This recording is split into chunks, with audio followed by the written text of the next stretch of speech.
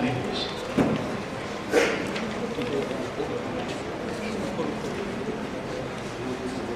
Next seminar कब होगा आपका?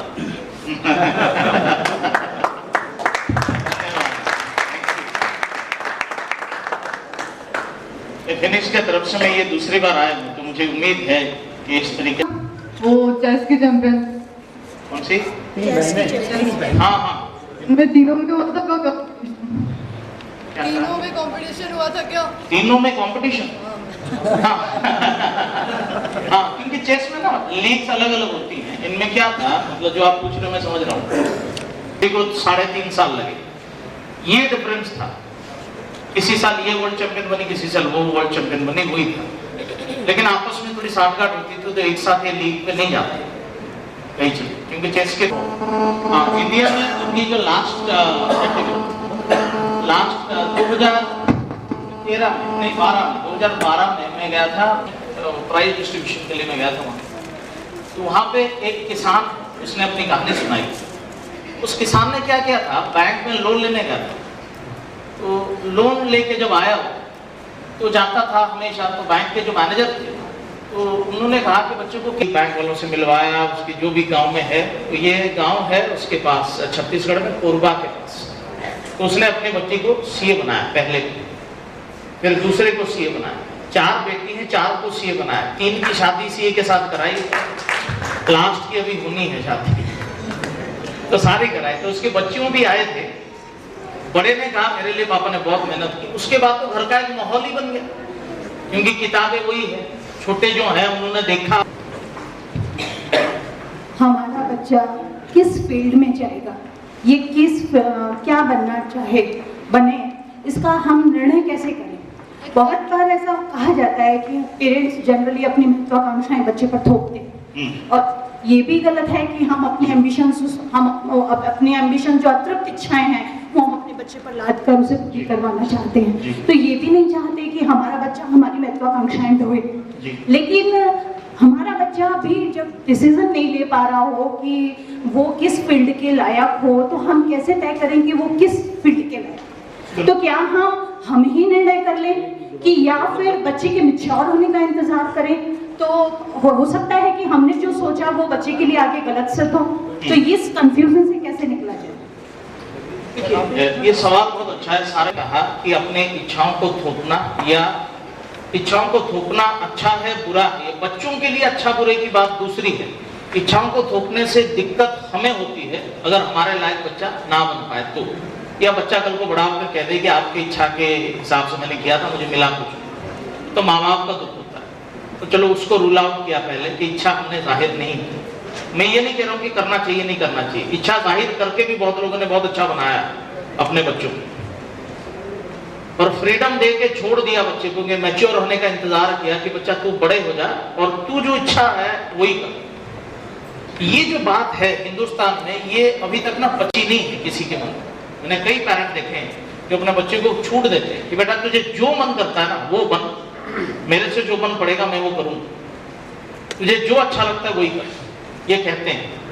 बच्चा थोड़े दिनों के बाद आके कहता है कि पापा मैं ना बेले डांसर बनूं।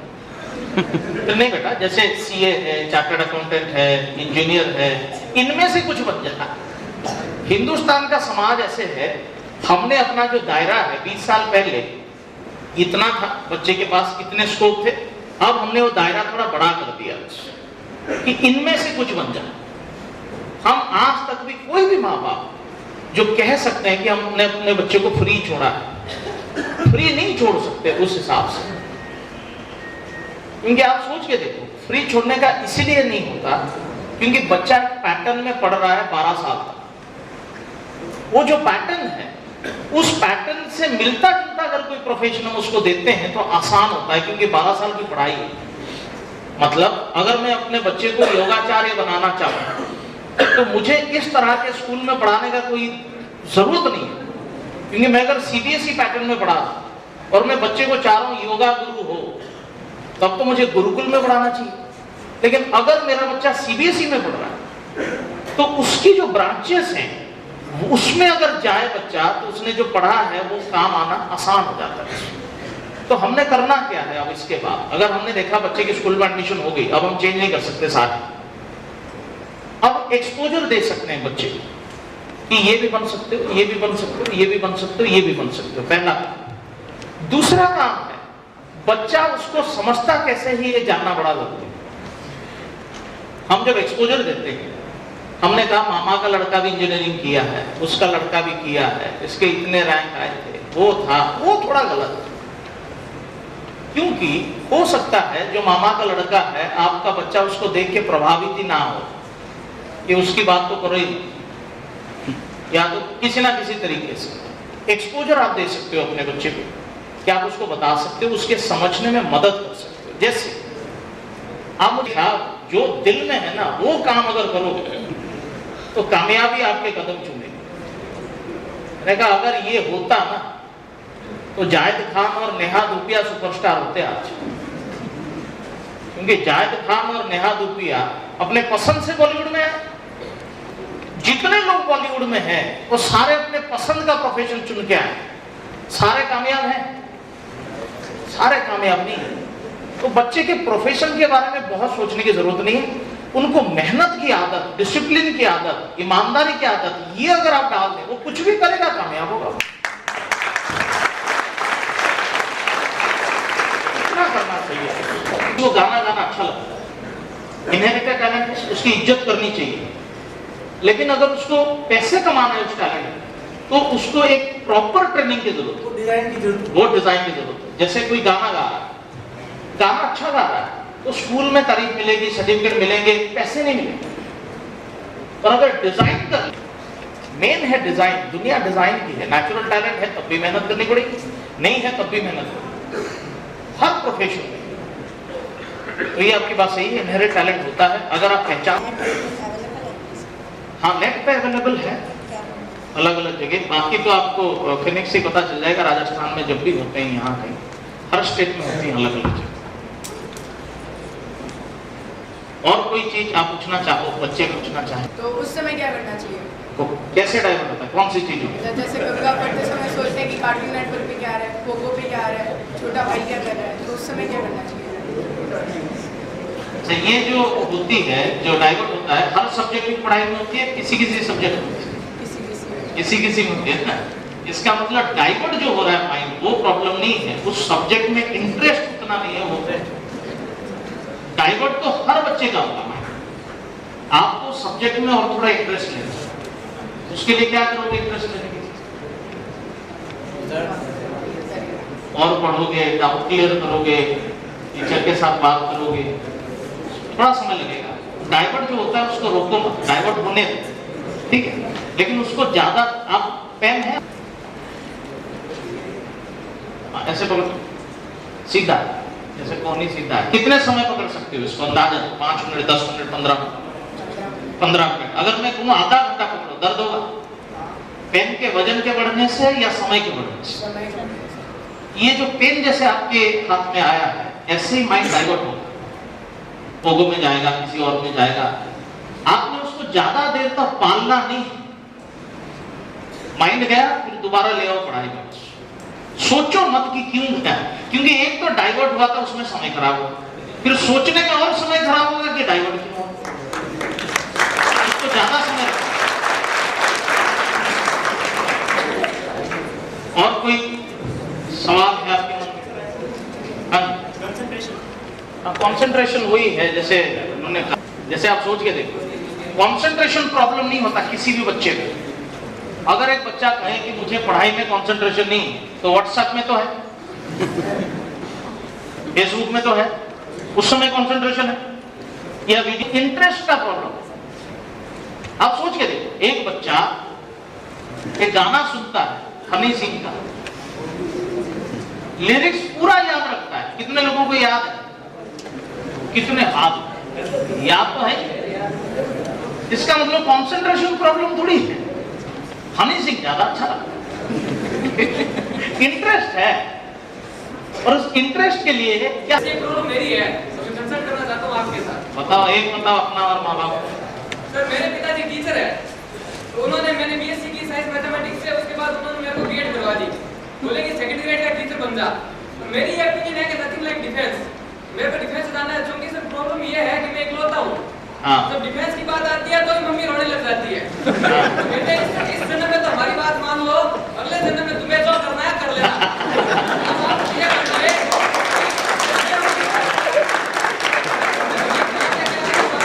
क्या ही सर्वोपरि है? मैं अपनी इच्छाओं का एम दूं या माँ बाप की आज्ञाओं को? मैं अपना लक्ष्य छोड़ दिया, सर्टिफिकेट को ज्वाइन कर लूं। वैसे एग्जाम दे दिया है सेकंड ग्रेड का, लेकिन मैं अभी भी सीडीएस की प्रिपरेशन में लगा हुआ हूँ। तो मैं सीडीएस के थ्रू जाऊँ या सेकंड ग्रेड के थ्रू जाऊँ? कहाँ जाऊँ सर मैं? आपका क्या मतलब है? मेरा मतलब है, आप जैसा कि आप एक साइकोलॉजिस्ट है, मैंने सोचा आप मेरे को अच्छा गाइडेंस दे पाएंगे। हाँ, नहीं दे रहा हूँ गाइडेंस, आप क्या चाहते हो बताओ। मेरा ये मानना है nothing like defence. Nothing like defence. Yes sir. ठीक, तो सीडीएस की तैयारी करो पहले। जोरों से चल रही है। देखो इसमें क्या है, अब आपके पास दो काम आ जाते हैं। टीचरशिप अगर बनना था तो टीचर बन के अपने आप को समझाते रहोगे आप, ठीक है? तो माँ बाप से एक बार चर्चा कर लो पहले कि क्यों टीचर बनवाना चाहते हैं, वो क्यों डिफेंस में नहीं जाते। सर उनका कहना है कि हमारे पास रहोगे, जॉब लग जाओगे, कहाँ भटकते फिरोगे बॉर्डर पे, हम यहाँ रुक पाएंगे और तुम वहाँ रुक पाओगे। ठीक है, तो अगर आप डिफेंस में जाना चाहते हो बहुत अच्छा है, तो माँ को समझाने की आदत डाल लो, क्योंकि शादी के बाद फिर बीवी को समझाना पड़ेगा। तो अभी अगर माँ को समझाने में कामयाब हो गए कि मैं घर पे नहीं रहूंगा बाहर रहूंगा, तो ये समझाने की आदत डालनी पड़ेगी फिर आपको। कोई अच्छा हो कोई बुरा नहीं होता, लेकिन आपको थोड़ी ज्यादा मेहनत करनी पड़ेगी। अभी अगर आप माँ को समझाने में कामयाब हो जाते तो ये सवाल आता ही नहीं, दिक्कत वही आ रही है ना। तो आपको समझाना पड़ेगा। देखो मैं ये नहीं कह सकता कि सीडीएस अच्छा है टीचर अच्छे, टीचर भी बहुत अच्छे होते हैं। इस बार ऐसा है sir, it's matter of liking. हाँ, मैटर ऑफ लाइकिंग, पर लाइकिंग का कारण क्या है ये पता करो। मतलब आपको अगर सिर्फ यूनिफॉर्म अच्छी लगती है, तो ना डिफेंस क्यों अच्छा लगता है आपको? डिफेंस है सर, उसमें अच्छा लगने के लिए जैसे बात करूँ ना सर, डिफेंस का जो बंदा होता है ना, हाँ। वो कभी बुढ़ा नहीं होता। वो कभी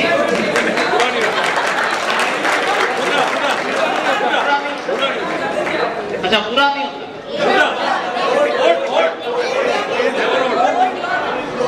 बुरा नहीं होता।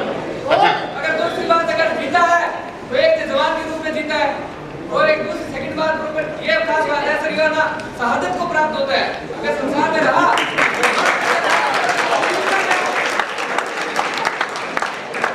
नहीं बहुत अच्छा है। अगर आपकी ये चिंताधारा है, मैं तारीफ करता हूँ आपकी चिंताधारा की। अगर ये है चिंताधारा तो एक बार दोबारा जो डिफेंस में हैं लोग, उनसे एक बार बात जरूर करिए। बड़ी गालियां पड़ेंगी आपको उसके बाद, क्योंकि इस डिफेंस में अलग अलग डिपार्टमेंट्स होते हैं, सारे लड़ाई में जाते नहीं। इन्फेंट्री है जो बंदूकों की देखभाल करते हैं, सिग्नल है जो राइडर की देखभाल करते हैं। तो एक बार एक्सपोजर अपना बढ़ाना पड़ेगा, जिद को छोड़ के। टीचर को आपने रिजेक्ट कर दिया, अच्छी बात है। अब आपने डिफेंस में जो जो लोग हैं ना, सीडीएस एग्जाम दे के गए हैं, 4-5 लोगों से बात करो कि मेरी जो मान्यता है कि डिफेंस में बुरा नहीं होता, शहादत हासिल होती है, आदमी अच्छा रहता है, ये बात सच है या नहीं। तो एक बार आप पता करोगे, क्योंकि दूर से ना रियलिटी कुछ और नजर आती है, पास से कुछ और नजर आती है। इसको पास से देखना चाहता हूँ।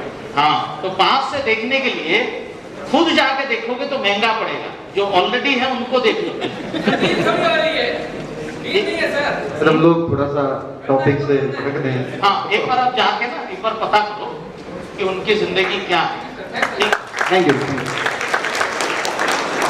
तो बहुत बहुत धन्यवाद, थैंक यू वेरी मच सवाल के लिए।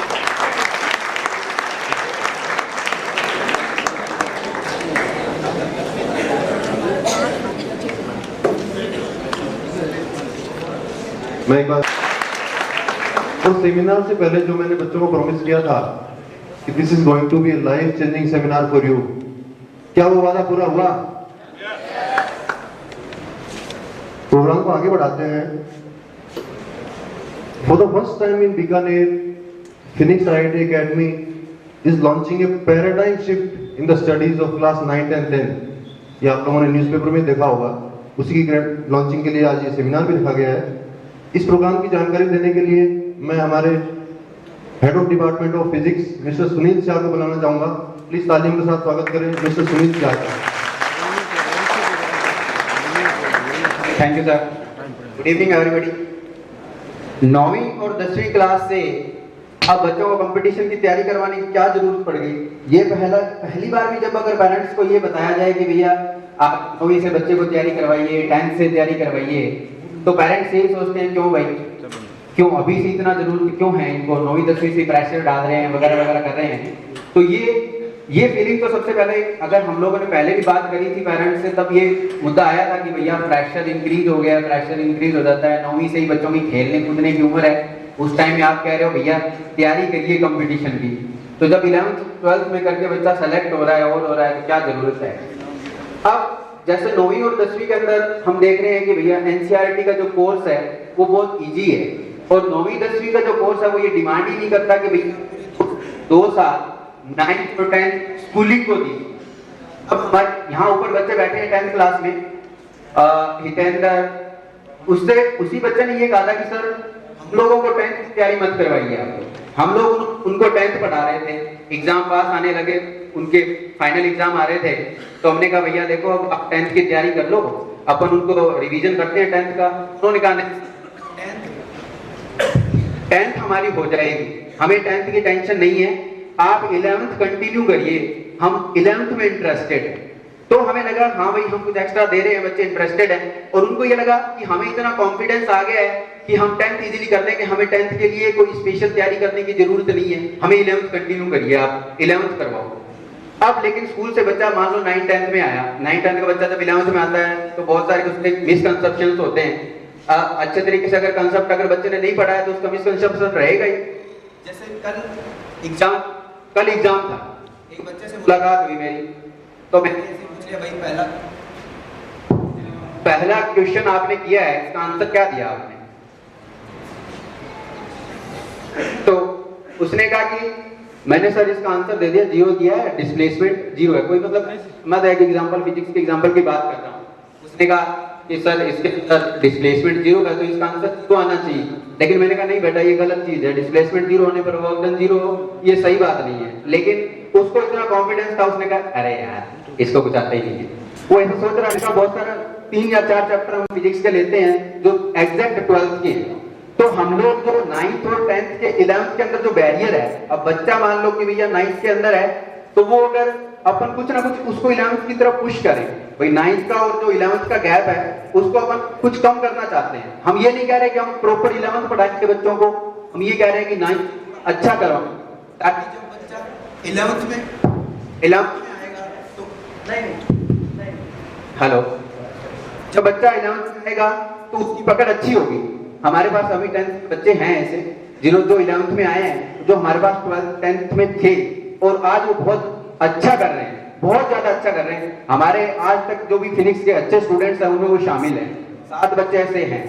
तो ये हमें रिजल्ट्स मिले कि हाँ भाई हम ये गैप दूर कर सकते हैं। ये एक गलत फहमी है, हम लोग उस प्रेशर को डिवाइड करने का प्रयास कर रहे हैं कि भैया जो आप 11th 12th के अंदर जो प्रेशर ले रहे हो कि हमें आईआईटी में जाना है, आपके पास 2 ही साल है, अटेम्प्ट 1 और मिलेगा, तो बच्चा ये सोचता है कि यार हमें 2 साल बहुत ज्यादा मेहनत करनी है।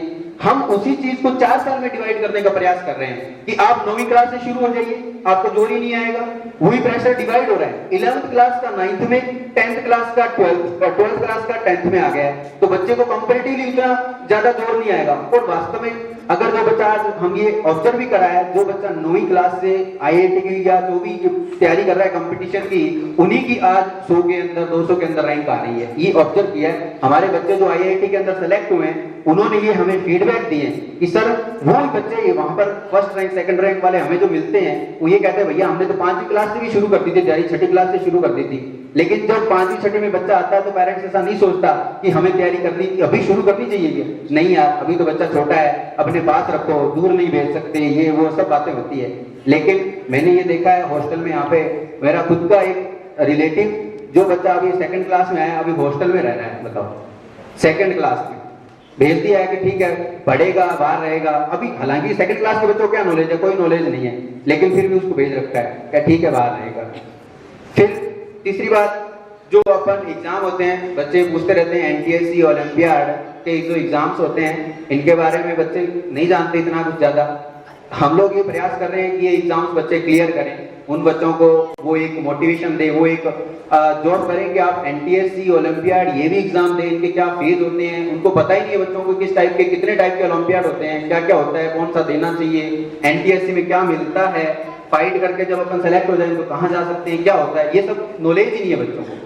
तो हम चाहते हैं अगर बच्चा 9वीं क्लास से ये सब चीजें शुरू कर देगा तो डेफिनेटली 12वीं के अंदर मैं ये मानता हूँ कि वो 11वीं या 12वीं में जो भी ओलंपियाड आते हैं उनके अंदर इजीली फाइट करेगा। और दूसरी बात, अगर मान लो 9वीं क्लास में सेलेक्ट हुआ ओलंपियाड में, 10th में सेलेक्ट हुआ, तो जब वो IIT की एग्जाम दे रहा है या फिर जो भी एक्स्ट्रा कोई भी कंपटीशन CBMT PMT का एग्जाम दे रहा है, तो उसको ये फील नहीं होगा कि आज मैं जीवन में ऐसा एग्जाम देने जा रहा हूँ जो मुझे सेलेक्ट कराएगा, मेरे घर वालों को मुझ पर गर्व होगा या मुझे सेलेक्ट होना है। एक टेंशन होती है, एग्जाम जब भी होता है तो एक टेंशन रहती है कि पता नहीं मैं मेरा बेटर परफॉर्म कर पाऊंगा नहीं कर पाऊंगा, मेरे घर वालों की उम्मीदें हैं वगैरह वगैरह। अगर इस टाइप के अगर एग्जाम पहले ही बच्चा फाइट कर लेता है, उसको वो कॉन्फिडेंस तो एटलीस्ट रहता ही है कि हाँ यार हो जाएगा, कोई दिक्कत नहीं है, इजिली हो जाएगा ये चीज।